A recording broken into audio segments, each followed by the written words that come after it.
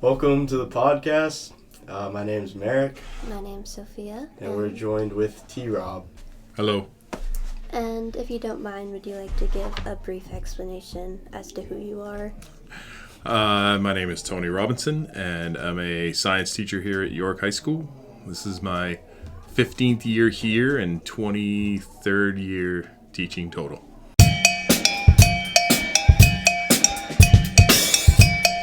So, as far as we know, you have a lot of experience in stuff like lifting and as I know, hammer throwing, which I thought was insane. Yep. So, when did you start lifting, and then when did you decide you wanted to do certain competitions? So I think you're referring to the Highland Games stuff. Yes. And things like that. Yeah.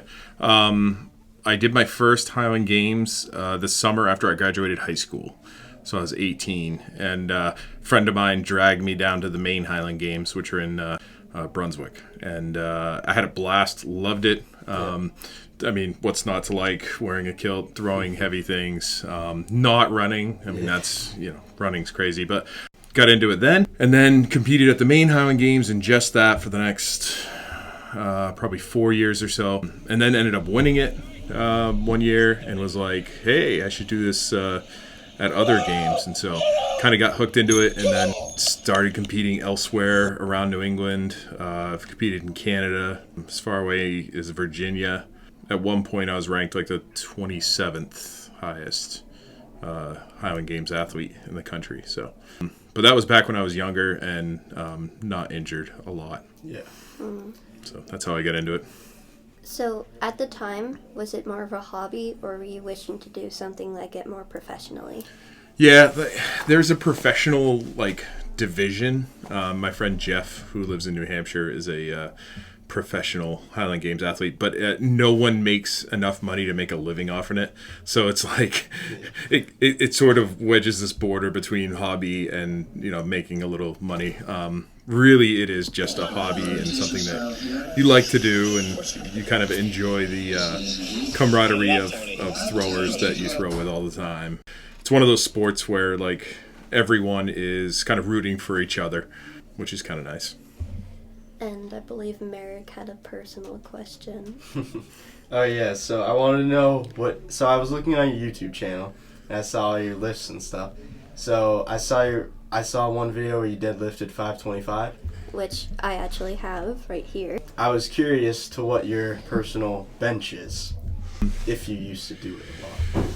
Yeah, so there's actually another video on there of me deadlifting 610. But anyways, the benching, when I was at Trape, I think I went on a bench program just for fun, and I think I got 370. But it's not, benching's not a really athletic movement, so I really focused on more of the power lifts of squats, deadlifts, and then cleans and snatches for the Olympic lifts to try to do more athletic things. Yeah. Because despite being big guys and girls in kilts that are throwing heavy things, you actually need to be kind of athletic at it. Yeah. I was about to say in the video, it was like you're doing not jumping jacks, with a jump rope, just instead it was a weights. Yeah, a bunch of weights. Seems insane to me. So, do you still do Highland Games at all? So, about 5 years ago, I was having about 8 years ago, let's say, I was having some pain in my elbow while throwing. And I thought it was just some sort of tendon or ligament thing. And I'm like, you know what? I'll just keep doing it. It'll go away sometime. And then it just never did. So I threw that for about 3 years with just intense pain in my elbow and just didn't think anything of it. And then finally I was like, you know what? Maybe I should get it checked out. And then I went and got it checked out. And I remember I got an x-ray done, and the doctor looking at my x-ray saw it and got white and ran out of the room and said, I got to get somebody. Then they came back and were like, you have the elbow of an 80-year-old grandma, and because bone chips had chipped off from bone spurs in my elbow and gotten into the joint and destroyed it. And so I met with the doctor, and he did surgery, and he was like, so you could keep doing crazy lifting and throwing things, and I would replace your elbow probably in a year, or you could like stop doing it and hopefully the pain's not that bad and you could do it when you're like 85. So I decided to give that up in order to, be around for my kids' athletic things and play pass with my daughter and son and things like that. So that's why I get out of it. It was very tough. I had competed for 20 plus years straight. Are there any specific stories from the time you played that you find memorable or like funny? Oh no. There are many, many, many memorable moments. I've gotten to meet like crazy people like World's Strongest Man. Had dinner with the 4-time World's Strongest Man, Magnus Magnuson, last year. So that's cool. We've been able to meet some famous people and things like that. Because I help organize and run the New Hampshire Highland Games.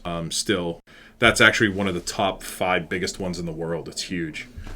They get like 40,000+ people that come through the gates. So, so that's been fun. Yeah, just road trips to places. Those have all been great stories. But the big things for the games things are like the caber toss. Everyone wants to see the caber toss, which is it looks like it's like a telephone pole looking thing, and you have to kind of balance it on end and carry it and run with it, and then try to flip it end over end. Hearing myself describe it, it seems like the stupidest event known to man, and it kind of is. But for some reason, everyone wants to see it. They all think it's the greatest thing ever. But it's really hard to do. Yeah, I think I saw it.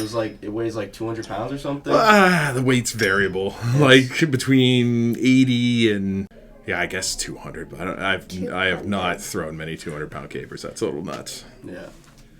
So just the sound of it is kind of horrendous to think about. And they're like 18 to 22 feet long. It's kind of the lengthwise of them.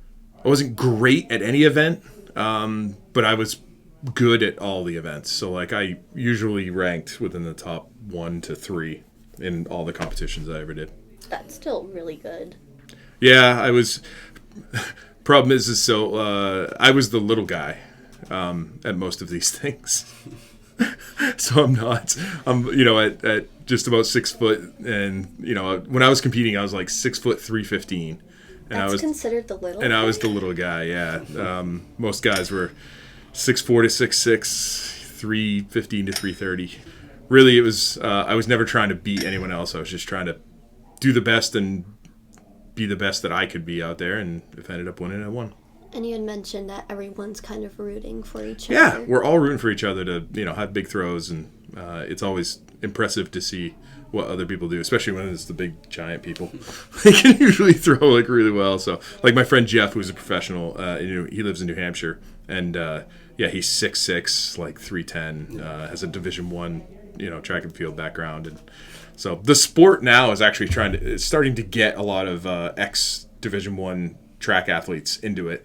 And it doesn't even have to be throwers. I know a guy, he just retired from being a pro, but he was a high jumper and javelin, thrower and things like that. So as a person who's not really into sports of any kind, this is actually like unfathomable. They're great to watch. I encourage you to go to a Highland Games and watch them, and it's a blast to watch them. Even just organizing them now, I love just to organize and watch them all throw. What's the most impressive thing you've seen at one of the competitions? Most impressive thing I've seen at a competition? I gotta try to figure out if it's with the competition or not.